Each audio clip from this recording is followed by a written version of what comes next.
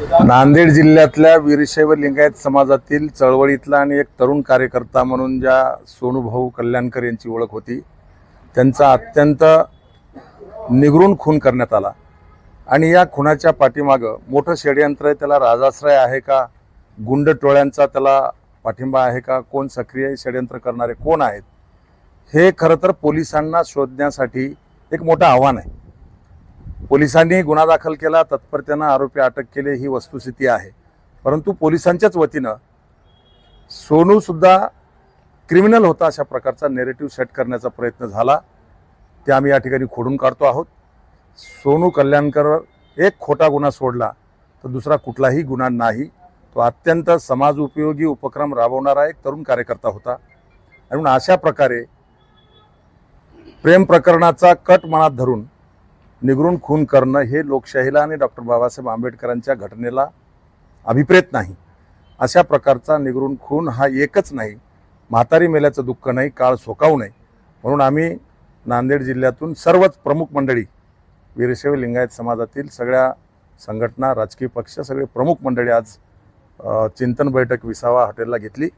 आणि त्यानंतर आम्ही एक निर्णय केला की सोनूच्या आत्म्याला शांती तर मिळेलच, कारण ते आपल्या हातात नाही, ते देवाच्या हातात आहे।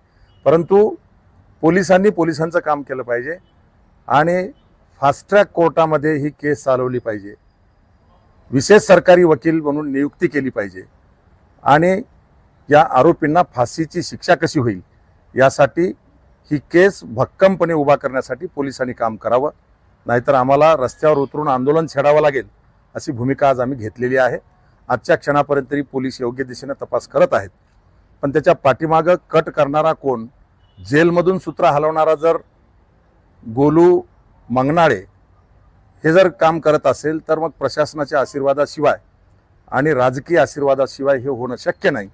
ते सगळी कट शोधून काढा आणि 72 तासामध्ये 5-5 खुनं नांदेडमध्ये पडत आहेत, ही काही नांदेडसाठी आणि पोलीस विभागासाठी भूषणावह बाब नाही। आणि म्हणून या केसचा छडा लावा, आरोपीला फाशीची शिक्षा झाली पाहिजे, कल्याणकर कुटुंबाला पोलीस संरक्षण मिळालं पाहिजे आणि ही केस फास्ट ट्रॅकमध्ये विशेष सरकारी वकिलामार्फत चालून सोनूला न्याय दिला पाहिजे अशी आम्ही मागणी करण्यासाठी आज पोलीस अधीक्षकांची भेट घेतली, DIG साहेबांची भेट घ्यायला आम्ही या ठिकाणी आलोत आणि जिल्हाधिकाऱ्यांची भेट आम्ही घेणार आहोत।